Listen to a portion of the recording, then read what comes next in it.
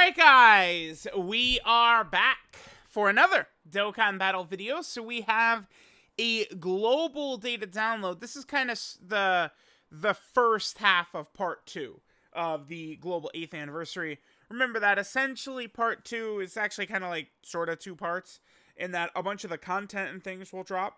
And then a couple of days later, the banners will drop, right? So it's, I mean, you could almost kind of say it's a 4-part celebration like that, but whatever, not a big deal. Alright, so let's go ahead and take a look at everything Global's going to be getting over the next couple of days. Data download, of course. We have the 2 new characters added in right here. So, I mean, there's 4 characters in total. These are the 2 new awakenings, and then we have the 2 EZAs for Blue Kaioken Goku, and Spirit Bomb absorbed Goku as well. There is a burst. The Dragon Ball opening medley is coming to Global. That's good. I was, in the back of my head, I was like, man, I wonder, is this actually going to come? And it is. That's good. That's good. So we have that. Yeah, this is the big boy Link level stage. That's really good. New Infinite Dragon Ball History stage. New stages for anniversary events is... Oh, like the story events and stuff like that, right? That's where you awaken the LR Babidi and the Hercule. And then, of course, the EZA for Spirit Bomb absorbed Goku, as well as Blue Kaioken Goku. So we got a bunch of maps and stuff like that. And then there's the part 2 LRs as well. LR Hercule must have had, like, an asset change or... Oh, it's probably, like, Korean super attack text, like it usually is. Something like that. Okay, well, let's see what it is. Physical Hercule, sucks after his EZA, but he doesn't have his EZA yet. He's just not very good. I feel like not much of a purpose to him. I don't know. I just feel like this is a character that could have been made stronger. He could have been given a few more tools, I think, to make him a little bit more competitive. I think you could have some things go your way. Revive characters always can be helpful. The one thing about him having a high chance to revive is you will know when you can do it, which is good. It's not one of these things where it's like chance to guard characters. The turn starts and, you know, you got question marks all over the place. Is he not? Who knows? If Hercule can revive, you'll see the revive symbol on his, like, icon on him. So you'll know if you can revive. That is one good thing about this character, is it's not, well, we'll toss him in front of the super attack and 50-50. It's like, you know if you can, which certainly does help. But even after his EZA, I don't find that Hercule very impressive. Especially some of the recent free-to-play characters we've gotten, not very impressive at all. LR Babidi as well, I also don't really find this character impressive. Again, remember, this is the pre-EZA version, of course. The EZA, they're obviously much better. So, I do kind of like the Babidi portion. A support unit that can have some dodge and can do some stunning and some sealing and stuff like that, right? Like, these stun chance and seal chances get buffed. The dodge chance gets buffed, you know, from the EZA. I like what they did with the Babidi portion.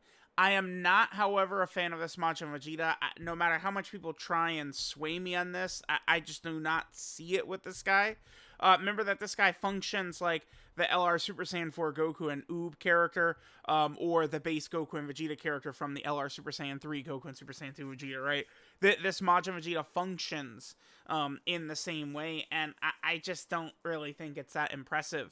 A character that doesn't tank consistently, because he needs to get 15 ki. Again, this is all stronger after his EZA, of course, but, you know, you need to get to 15 ki on a character that will struggle for ki, and a character that's not going to be linking up well, very likely, with characters he's alongside, right? Like, you're not going to be running this LR Babidi character alongside a lot of, like, Majin Vegetas and stuff like that, very likely, so it's just a very bizarre setup. And this is where, furthermore, we could say, well, them choosing to create Dokkan Fest Majin Vegeta the way they did, where he needs a Trunks, is just further stupidity, because it weakens, you know, something like Kurota Body and Mind, right? Or Resurrected Warriors, where perhaps, you know, we could have Majin Vegeta alongside this one, you know? But, I don't know. I find that this type of character that cannot attack and can only tank, if the character isn't a consistent tank, what is the point? Right? Like, what's the purpose here? You have to go out of your way to force feed this character ki, And even when this character has all their defense up, I'm still not overwhelmed by what this character can do defensively, right? So we have the Burst Mode Dragon Ball opening medley. That's pretty cool that this is indeed coming. The final stage right here, this is the stage that is going to have the actual Burst Mode. I believe it was against a UI Goku. Let me actually pull this up real fast. We'll be back in 2 seconds. Hey, hold on. Alright, so here we go. Here is the event. We used STR Realm of Gods. I mean, I always format these videos in a way where we could actually see the stuff that we're able to use.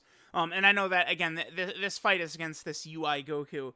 I do not remember this being very difficult. I think that this was this is probably the easiest burst mode there is against this UI Goku. But, you know, I still do like, you know, burst modes, the ability to sort of have fun with some of these characters and test their limitations and stuff like that. I do sort of enjoy this.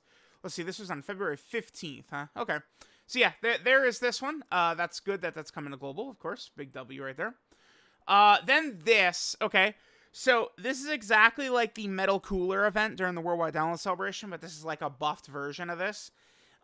You are able to do this 3 times per week. Huge link level possibilities right here. And then if you do this stage, basically I think it's 9 times. So over the next 3 weeks, you know, you do it your 3 times per week. You'll get a run on the guaranteed link level stage. You get the keys to do that stage from missions for clearing this event, which is really, really good, right? So you definitely want to link, you know, prepare big bad bosses, Saiyan lineage, royal lineage characters, to get benefit from the guaranteed link level stage, and then this Spirit Bomb, you know, Goku King Kai stage right there as well. I love these being added. That's really good. Infinite Dragon Ball History stage against a bunch of the Z fighters that were fighting the Majin Buu characters, which is good. Infinite Dragon Ball History stage is always a W. The 3 new stages are added to the Shadow Dragon event. Natron Shenron, Nova Shenron, Ice Shenron. Nova and Ice are pretty tough. Ice Shenron does have an additional mission as well, which is to beat it with the Battle of Fate team, which, of course, is really not that tough. Battle of Fate, of course, is incredibly powerful, so that's not really too tough right there. The new stages are added to the 3 story events right here. You're able to get the Hercule Awakening, the awakening of the Hercule free-to-play character from the Goku and Friends event.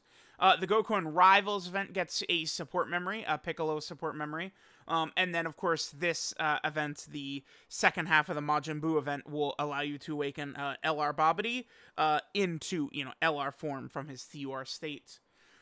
We have the EZA for AGL Spirit Bomb Absorbed Goku. He, of course, is weak to Target Goku. Being an LR EZA means his is the better format, right? Just a 10-stage Legendary Power Link, which is really, really fun. I like this character, probably better than most people. I think that this guy's pretty decent. I say this a lot, but, you know, all the best units, they have to, you know, get hit, or they have to super attack and stack. Like, you're micromanaging all these different characters who have to do all these things to get to their full abilities, right? It's like, that's like a huge thing when it comes to, I don't know, Beast Gohan, right?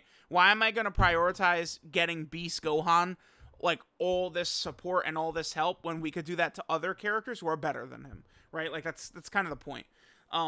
This Spirit Bomb Absorb Goku is useful because he doesn't need to get hit, or to attack, or to dodge, or to do this, or do that, or do this.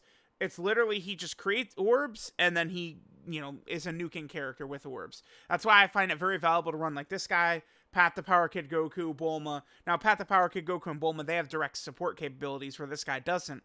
But still, these rainbow orb changing characters that just need orbs are, I find, very helpful to have on the team, alongside your big heavy guns, like the 8th Anniversary LRs and Orange Piccolo, or, you know, Beast, or Tanabata LR Super Saiyan 4 Goku, you know, one of these huge weapons, and you have, like, a rainbow orb changer like this. This guy's decent. Certainly, he would have been much better if, like, this was, like, changed drastically. It's this portion of his passive is probably where he could be changed drastically. The 7% damage reduction, probably not high enough either. You could buff that to maybe, like, 15%.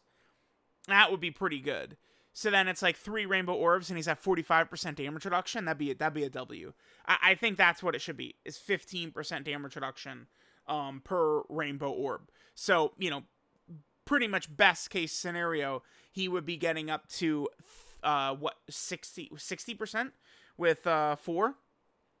That would be pretty good. That would be quite good for him. And I don't think that would make him super unbalanced. It would just make him very good.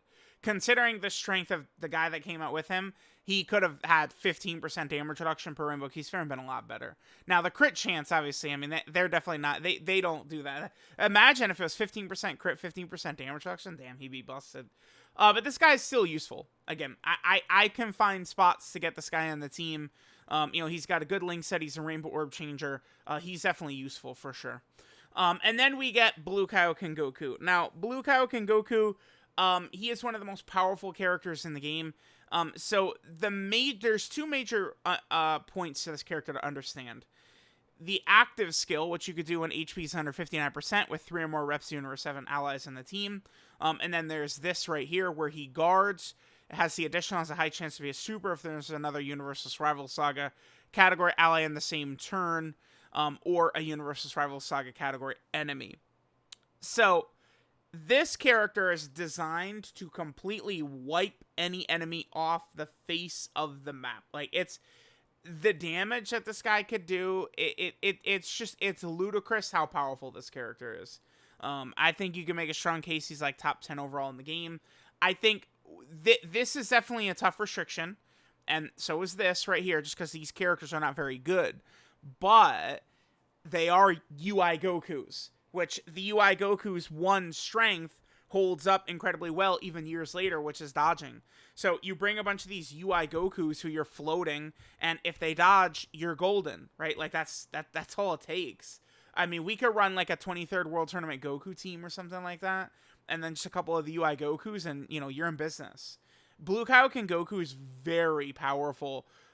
The thing is he's so powerful, a drop-off for him is not even, in order for this guy to fall off seriously, it needs to be content that's going way longer than this, which right now we don't have. The toughest fights in the game, you're wrapping them up on turn 5, 6, 7, right? Like, and especially if this guy's there, he's one-shotting all the final bosses. So it's just like, if we would actually get the 20-turn difficult content fight or something like that, this guy wouldn't be very good for it. But that's what it's going to take for this guy to fall off. Because, defensively, he becomes almost a 0 after the guard wears off. But, he is, I would consider, a very, very effective unit for sure. So I really like this Blue Kaioken Goku, actually. I do think he's easily the best EZA TUR, just with how dominantly powerful he is. There's their medals. Here is the Piccolo support memory, which gives the key to superclass allies. It's decent-ish. It's okay. Tickets for the EZA banner. Updated essay name for Tech LR Hercule in several languages. Here, Hercule, Miracle, Special, Ultra, Super, Megaton, Punch. W name right there. And then finally, translated anniversary LRs, but not yet added to the database. So I assume that means there's going to be another data download. These units are probably about a week away or something like that. We'll see. I probably would encourage people to not summon on these banners, but the thing about Carnival banners is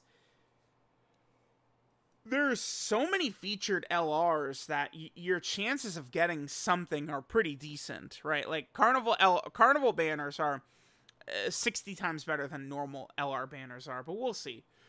There's a slight chance these guys could be back on World Tournament. I don't know. They weren't last year, but like, if these guys were on the Worldwide Download Celebration, do I fall to my knees and go, oh my god, Global, they shocked us all? No, like, I could see it. There's a chance. I would say probably not, but I mean, there's at least a chance that these guys are on the banners next month, so we'll see. I do think it's better if Dokkan just kind of makes these banners uniform. It's much better if Global and JP don't have different banners anyway, so I would much rather that. Even if you have to make the JP banners a little bit worse just to make them equal, I would much rather that than anything else.